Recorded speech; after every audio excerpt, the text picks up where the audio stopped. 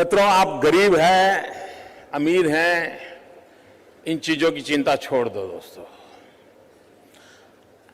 एक बात की जरूरत होती है, आपका आप पर भरोसा होना चाहिए।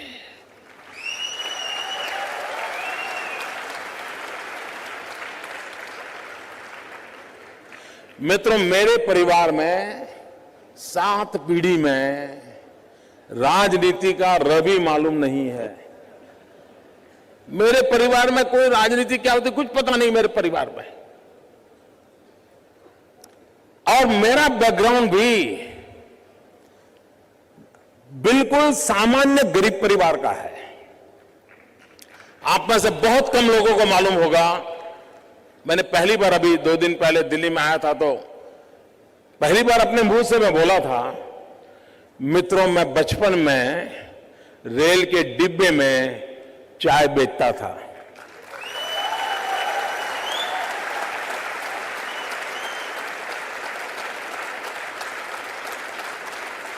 और आज आपके सामने खड़ा हूं।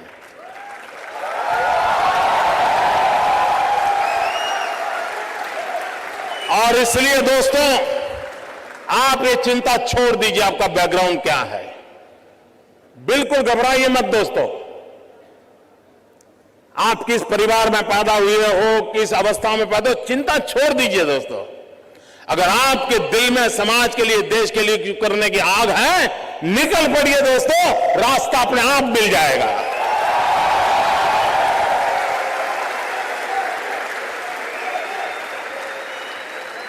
लेकिन मित्रों, लेना, पाना, बनना, ये ख्वाब लेके चलोगे तो ख्वाब ख्वाब ही रह जाएगा। लेकिन देने के मिजाज से निकलोगे तो दुनिया आपके चरण चूमने लग जाएगी। ये मैं आपको विश्वास देता हूं।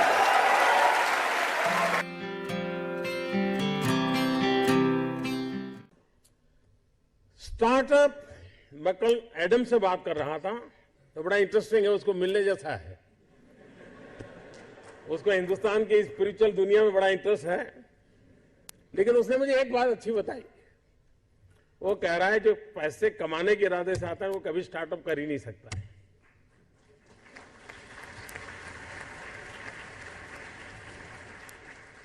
जो कुछ करने के इरादे से आता है, पैसे उसके लिए बाय प्रोडक्ट होते हैं। और आप सबने देखा होगा कि आप लोगों ने जब शुरू किया होगा तब आपने बैंक बैलेंस क्या होगा ये कभी नहीं सोचा होगा। लेकिन किसकी जिंदगी में क्या बदलाव लाता हूं यह सोचा होगा, तब हुआ होगा।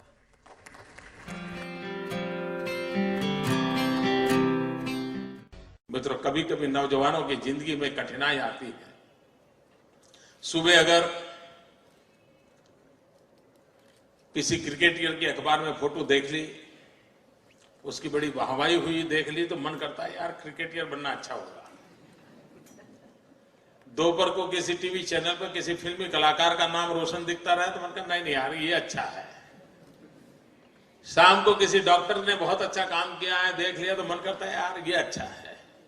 यानी कई नौजवान मिलेंगे आपको, हफ्ते में 3 नई नई योजनाएं बताएंगे और आप भी परेशान हो गए। यार पिछले हफ्ते तो कह रहा था कि मुझे बिजनेसमैन बनना है और इस हफ्ते कह रहा है नहीं मुझे तो पॉलिटिशियन बनना है। मित्रों, ज्यादातर लोग ऐसे हैं जिनकी इच्छाएं रोज जन्म लेती हैं और ज्यादातर इच्छाओं का बाल मृत्यु हो जाता है। मित्रों, ऐसी क्या इच्छा होती है जिसका बाल मृत्यु हो जाए? कुछ लोगों की तो इच्छा ऐसी होती है जिसका गर्भधारण ही नहीं होता।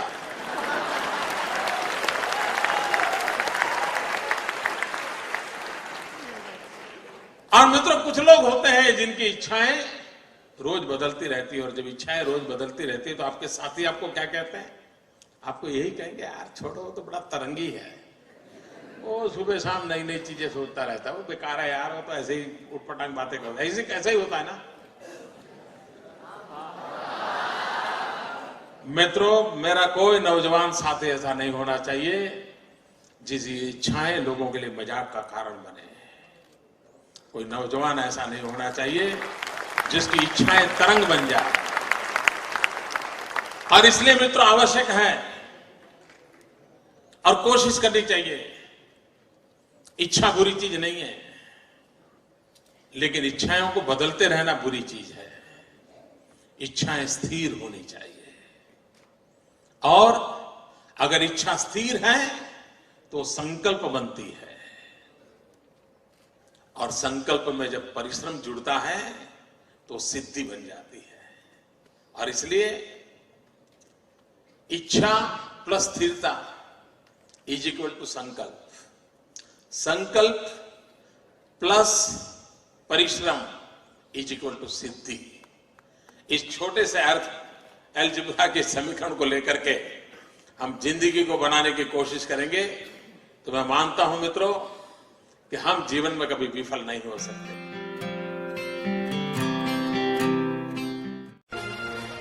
मैं मेरे नगर वड़नगर से कभी कभी ट्रेन के अंदर विसनगर जाया करता था।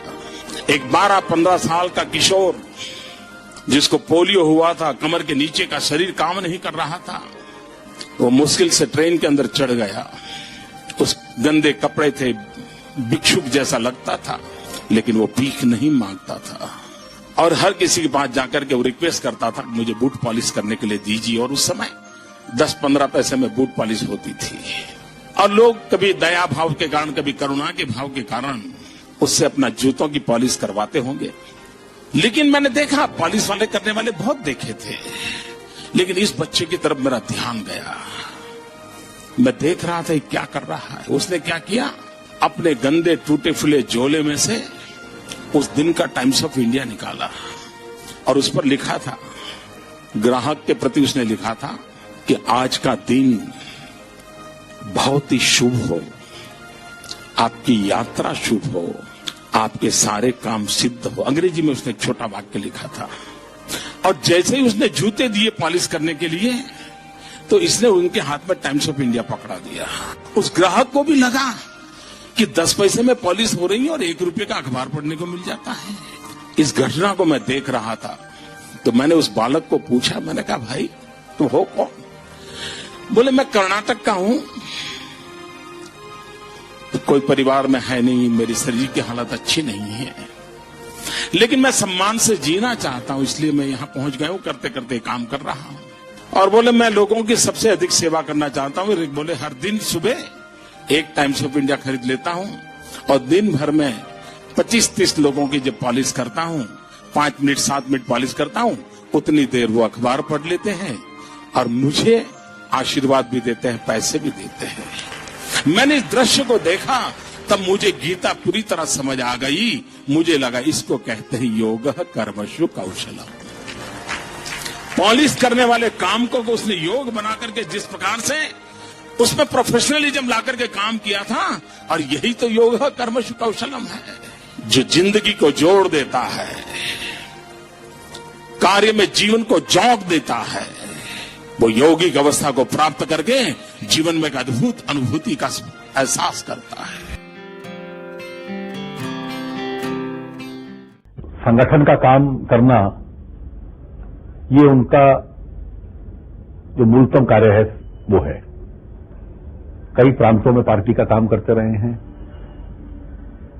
और जिन लोगों के साथ काम करते रहे हैं उनको भी लगता है कि वो टफ टास्क मास्टर हैं, डिसिप्लिनरियन हैं, नए नए आइडियाज उनको सूझते हैं।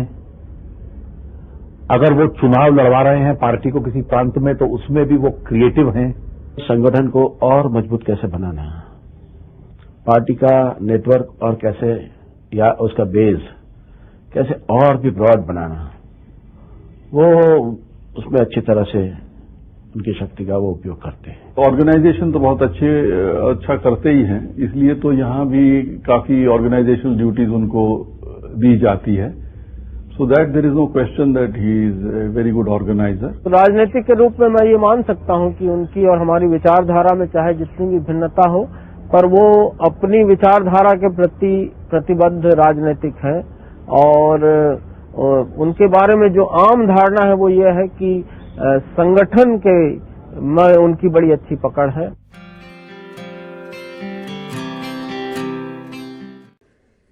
क्योंकि ज्यादातर ये फर्स्ट जनरेशन एंटरप्रेन्योर है, ऑल स्टार्टअप्स। और जब कुछ सोचा होगा, नहीं बेटे अपना काम नहीं, तो कहीं नौकरी कर ले। शुरू में जब दोस्तों ने सुना होगा, बहुत मजाक उड़ाया होगा, उपहास किया होगा, जाते आते आपको उसी उपनाम से सुनाते होंगे, ये कुछ करने वाला है, ये करने वाला है। फिर एक पल आया होगा, सारी दौर विरोध हुआ होगा, सब दूर परिवार के लोगों ने विरोध किया होगा, नहीं ये नहीं करना है, जाओ कमाओ, नौकरी कर लो, देखो उसका पहचान है, वो नेताजी को जानते हैं, जाओ उसको मिल लो।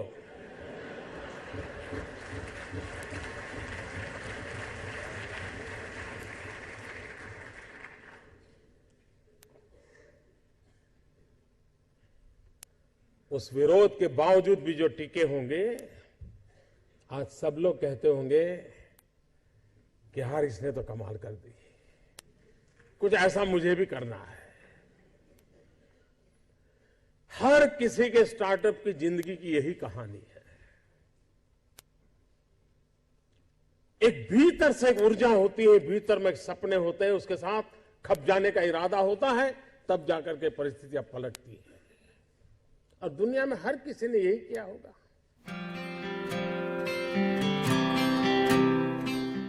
आपके जीवन में आप उस अवस्था में है, उस अवस्था में इतना पसीना बहाना चाहिए, इतना पसीना बहाना चाहिए, साथियों को लगना चाहिए कि यार ये एक बड़ा अवसर ऐसा है, खुद मेहनत करता है तो और औरों को कभी कहना नहीं पड़ता है, तो सब लोग दौड़ते हैं। आप अगर बोर्ड लगाओगे एक समय पर ऑफिस आना चाहिए, उसकी उतनी ताकत नहीं है कि आप समय के पहले 5 मिनट पहुंच जाए, उसकी ताकत है। आप अफसरों को कहेंगे भाई सप्ताह में 1 दिन दौरा करना चाहिए, रात को गांव में रुकना चाहिए, 2 दिन रुकना चाहिए, उतनी ताकत नहीं है कि जब तक हम जाकर के रुके।